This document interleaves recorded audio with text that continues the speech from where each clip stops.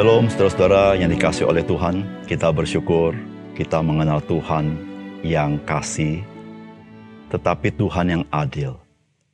Sehingga melalui pengenalan kita kepada Tuhan, kita belajar untuk menjadi orang yang mengasihi, tetapi juga menjadi orang yang adil. Salam jumpa dalam program Tuhan adalah Gembalaku. Saudara, mungkin ada banyak orang memiliki pertanyaan dalam hatinya terkait kekristenan, bahwa Allah itu tidak adil jikalau keselamatan itu hanya ada di dalam Yesus Kristus. Saudara, memang Alkitab mengatakan keselamatan itu hanya di dalam Yesus Kristus, di luar itu tidak ada. Saudara, apakah penghakiman Allah yang Allah lakukan, yaitu lepas daripada keberadaan orang-orang dengan keunikannya masing-masing? Apakah Allah tutup mata kepada keunikan masing-masing dari setiap orang dengan keyakinannya? Saudara, Allah tidak berbuat demikian. Sebagaimana yang nanti kita baca dalam kitab suci. Tuhan kita adalah Tuhan yang adil. Dan saudara, dia tidak pernah tidak adil.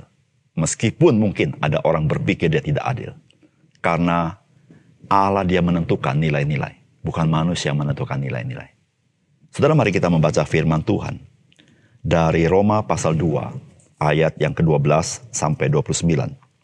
Sebab semua orang yang berdosa tanpa hukum Taurat akan binasa tanpa hukum Taurat. Dan semua orang berdosa di bawah hukum Taurat akan dihakimi oleh hukum Taurat. Karena bukanlah orang yang mendengar hukum Taurat yang benar di hadapan Allah, tetapi orang yang melakukan hukum Tauratlah yang akan dibenarkan. Apabila bangsa-bangsa lain tidak memiliki hukum Taurat, oleh dorongan hati sendiri melakukan apa yang dituntut hukum Taurat, maka walaupun mereka tidak memiliki hukum Taurat, mereka menjadi hukum Taurat bagi diri mereka sendiri. Sebab dengan itu mereka menunjukkan bahwa isi hukum Taurat ada tertulis dalam hati mereka, dan suara hati mereka turut bersaksi dan pikiran mereka saling menuduh atau saling membela.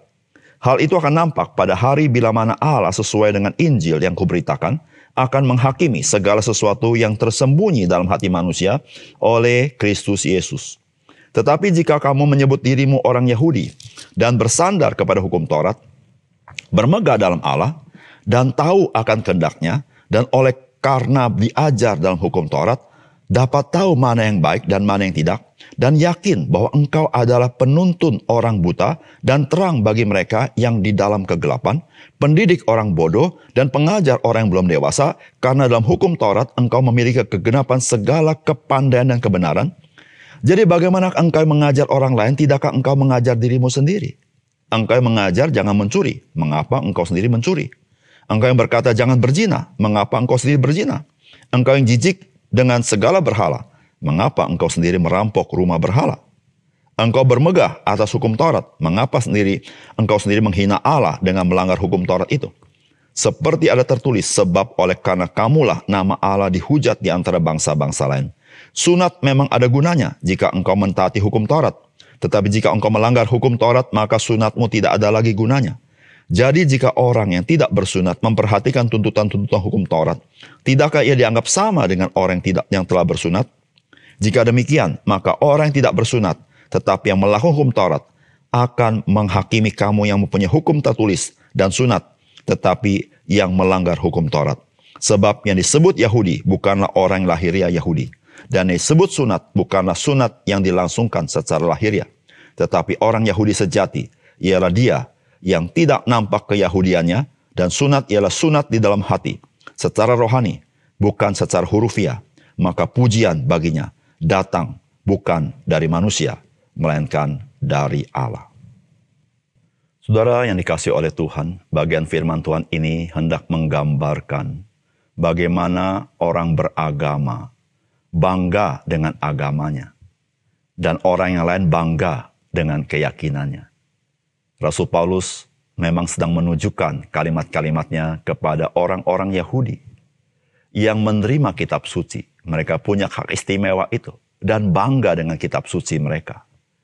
Saudara-saudara yang kasih dalam Tuhan, bangga dengan kitab suci adalah satu hal.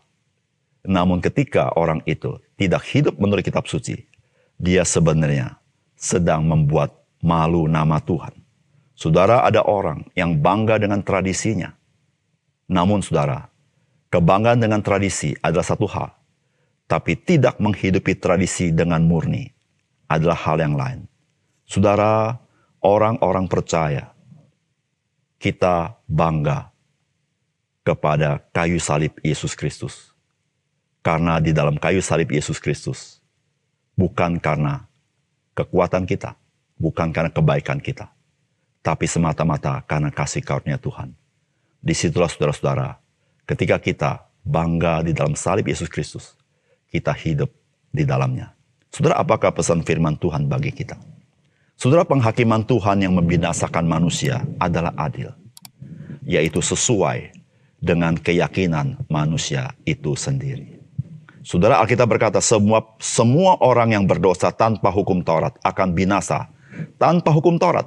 Dan semua orang yang berdosa di bawah hukum Taurat akan dihakimi oleh hukum Taurat.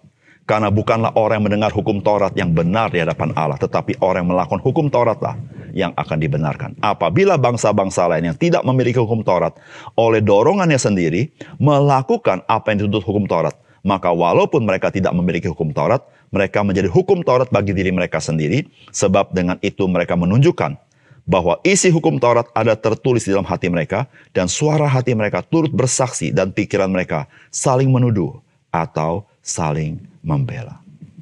Saudara yang dikasihi oleh Tuhan, penghakiman Allah adalah penghakiman yang adil. Penghakiman Allah adalah penghakiman yang objektif. Penghakiman Allah adalah penghakiman kepada manusia sesuai dengan apa yang dia yakini. Kepada orang yang memiliki hukum Taurat, meyakini Taurat, maka ia dihakimi menurut hukum Taurat. Bagi orang yang tidak memiliki hukum Taurat, dia dihakimi oleh nilai-nilai yang dia miliki di dalam hatinya.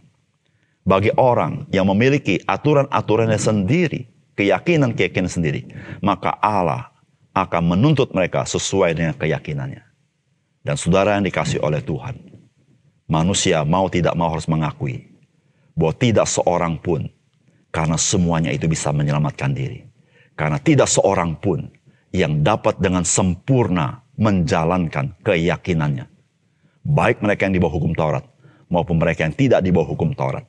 Semua manusia melanggar keyakinannya sendiri. Dan Allah, dia menghakimi menurut keyakinan masing-masing.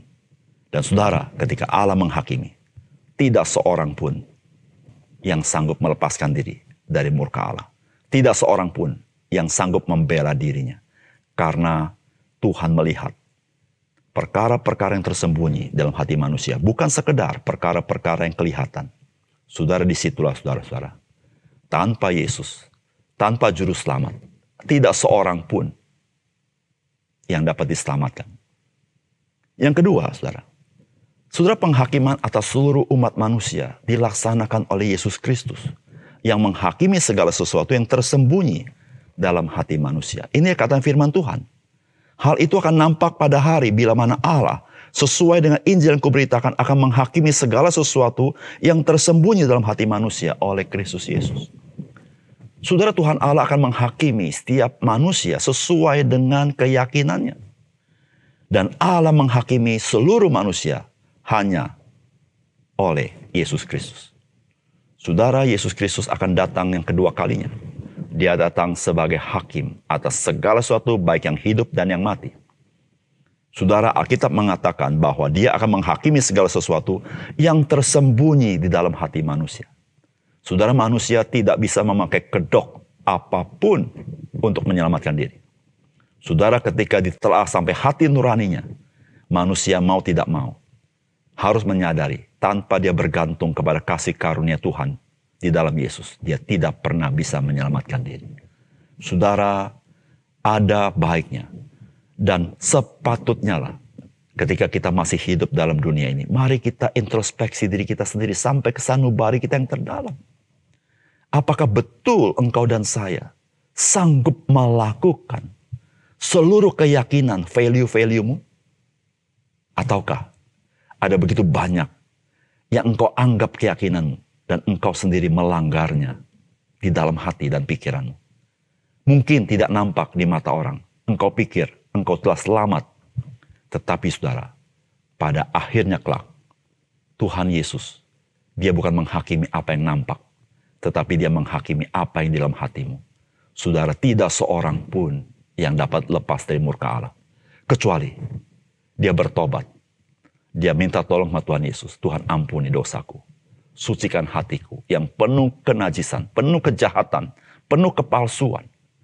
Saudara, hanya orang-orang yang menerima kasih karunia Tuhan, mengakui dia tidak berdaya, menerima Yesus, dia menjadi orang yang diselamatkan Tuhan. Saudara, jadilah orang bijaksana. Saudara dan saya tidak akan sanggup menghidupi seluruh keyakinan kita dengan murni sampai sanubari kita. Di sana sini ada banyak kenajisan, ada banyak cacat celah. Di situlah saudara, engkau membutuhkan kasih karunia Tuhan. Mari kita berdoa. Bapa surga, terima kasih untuk firman-Mu. Engkau meteraikan dalam hati kami, menyadarkan kepada kami bahwa kami tidak sanggup ketika kami pun dinilai oleh Tuhan sesuai keyakinan kami pun. Ketika kami memiliki keyakinan begitu kokoh, kami tahu ya Tuhan, kami tidak sanggup menjalankan seutuhnya. Kami punya value-value yang kami anggap begitu kokoh. Kami sendiri pun tidak sanggup menghidupinya dan menghayatinya. Dan ketika Tuhan datang menghakimi sanubari kami, Tuhan, kami pasti kedapatan sebagai orang yang patut dimurkai oleh Tuhan. Oleh karena itu Tuhan, tolong kami introspeksi diri. Dan ajar kami percaya kepada kasih karunia-Mu di dalam Yesus Kristus. Terima kasih Tuhan, dalam nama Tuhan Yesus kami berdoa. Amin.